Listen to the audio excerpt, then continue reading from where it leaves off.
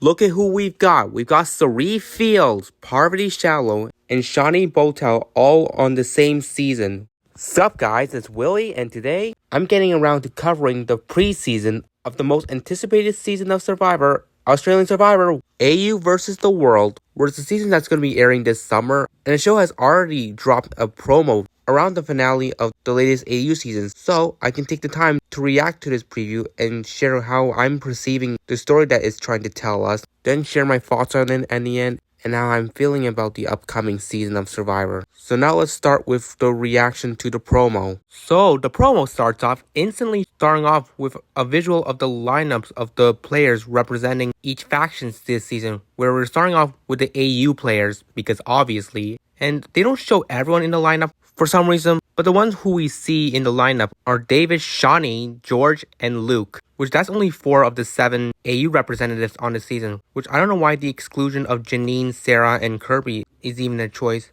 The only probability is the fact that maybe because these 4 have already returned before, while the other 3 who were not shown are only playing for their second time, so I think that might be the case. So yeah, but then next we cut to the lineup of the imported players, aka the players representing each side of the world that are combining together in one tribe, and we see 5 out of the 7 of them in the lineup, where we see the 3 US players in Parvati, Tony, and Sri, which is very valid. Then we have Rob Bentley representing South Africa, and he was a pretty dominant player that season, even though I never watched it. And then we have Lisa representing New Zealand, who was also a pretty strong player too. But then we have the exclusion of Cassandra from Canada and Tommy from Finland, which in itself, those 2 come from seasons where English is not even the language that is spoken on the shows. So I see why they're not a part of the dramatic lineup in the promo, but then again, I don't really like exclusion. I wish everyone would at least be included just for the value and gravitas of the situation.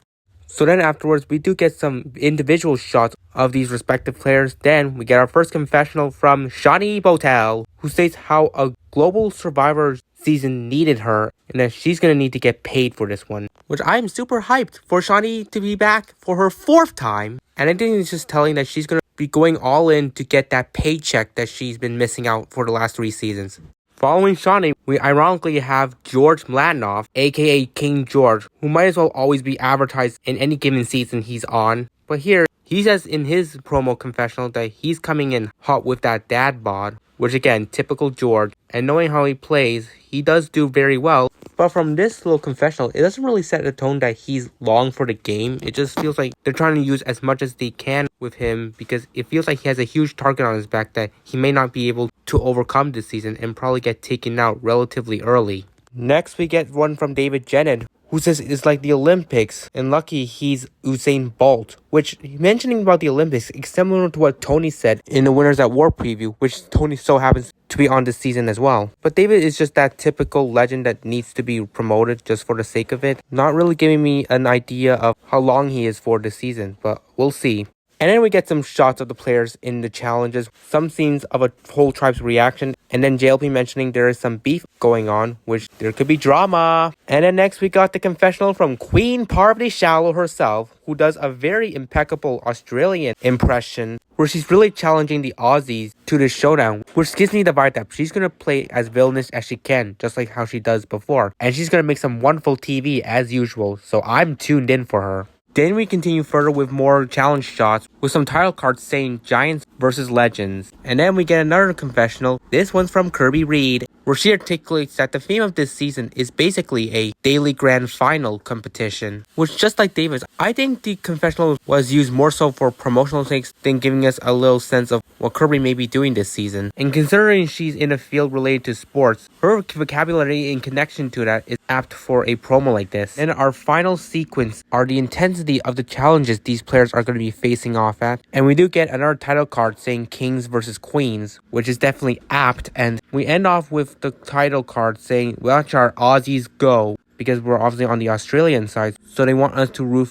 for their representatives on this global Survivor season. And then we have to end it off with voiceover from George saying everyone will bend down to their king. And we get a shot of David and Luke just laughing at him for that, which does slightly feel like it's kind of dunking on George in a way where, like I mentioned in my impression of him, it feels like the way he's being promoted feels like he didn't really last long in the season, and considering the producers love him, they're just going out of their ways to show any remnants of entertainment that he could provide this season. So that's what I'm thinking and gonna predict.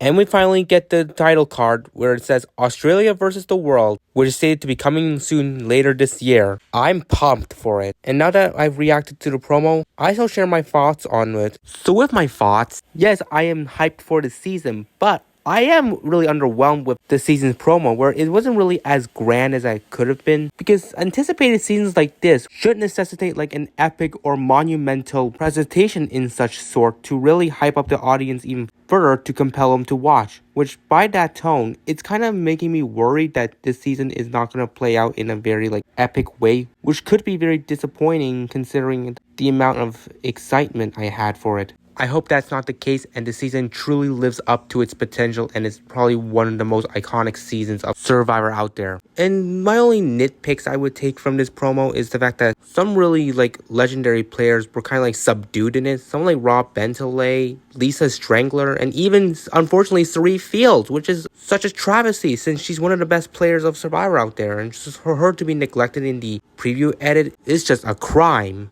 But I guess it is what it is. So those are my thoughts. And lastly, with how I'm currently feeling coming into this season, is that obviously I just mentioned I am hyped and thrilled to watch this season. But because it's obviously produced by the AU production, displaying the logic we know how they work with their editing, it's definitely worth noting that there's higher chances that certain players are just going to be subdued in the edit and just not being present as much, which can be harmful to certain players who get these kind of edits. And despite this cast being 10 players less than a usual Australian Survivor season, even with this amount of players, we saw how some just weren't even given the spotlight as much. So that is kind of worrying for me. And I'm trying to hope that maybe AU can learn from this and make some groundbreaking edits where everyone's edit is equivalent to each other, not one is overshadowing the other, and can lead to some interesting dynamics. But come on, if they were to learn from this, they would have learned like 10 seasons ago, which they don't. So I highly doubt that. But yeah, outside of that, there's really not much that I'm really thinking of coming into this season. So yeah, I'm tuned in to see how it plays out. And to reiterate, I hope it lives up to the potential that it has been hyping us up for. Fingers crossed, everybody. And that wraps up everything I've got to cover for this video with the preseasons for Australia versus the world, where I went and reviewed the promo, distinguishing the story it's trying to sell, share my thoughts on it, and then giving my overall opinions on how I'm feeling about the upcoming season.